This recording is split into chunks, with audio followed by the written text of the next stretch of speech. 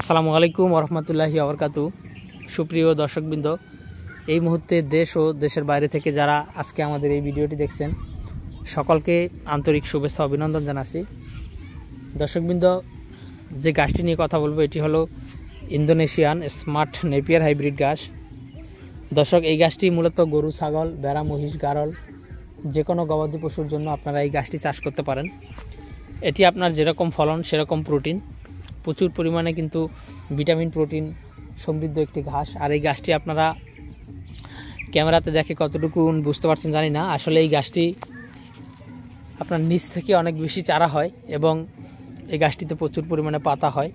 সেটি কিন্তু আসলে ক্যামেরাতে যতটুকু দেখতে পাচ্ছেন যে আসলে এই গাছটিতে কিন্তু পুরো জমি যদি দেখাই যে আসলে এই গাছটিতে আপনার প্রচুর পরিমাণে পাতা হয় এবং প্রচুর পরিমাণে চারা নিচ থেকে ওঠে।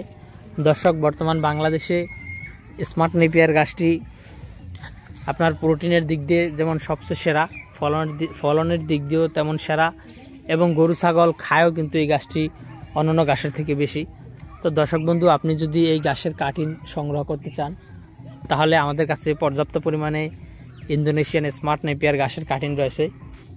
পাশাপাশি আপনি যদি জারা গাছের কাটিং সংগ্রহ করতে চান আমাদের কাছে পর্যাপ্ত পরিমাণ জারা গাছের কাটিং রয়েছে, এলিফ্যান্ট হাইব্রিড গাছের কাটিং রয়েছে, লাল পাকচন গাছের কাটিং রয়েছে, জাঞ্জিবার যে নতুন গাছ এসেছে সেই জাঞ্জিবার গাছের কাটিং আমাদের কাছে আর রয়েছে, তাইওয়ান হাইব্রিড যেটা নাকি নতুন এসেছে সে তাইওয়ান হাইব্রিড গাছের কাটিংও কিন্তু আমাদের কাছে রয়েছে, গুয়াতিমালা হাইব্রিড যেটা নাকি নতুন এসেছে সেই গুয়াতিমালা গাছের কাটিংও আমাদের কাছে রয়েছে। তবে সেটি আর 2 থেকে আড়াই মাস পরেই কিন্তু সেই গাছের কাটিং দেওয়া যাবে। দর্শক, গুয়াতিমালা গাছের কাটিং যেহেতু রেডি হতে সময় বেশি লাগে সে কারণে গুয়াতিমালাটা এখনও দিতে পারছি না, হয়তো 2-1 মাস বা 2 মাস 2-2.5 মাস পরে আমরা কাটিং দিতে পারবো।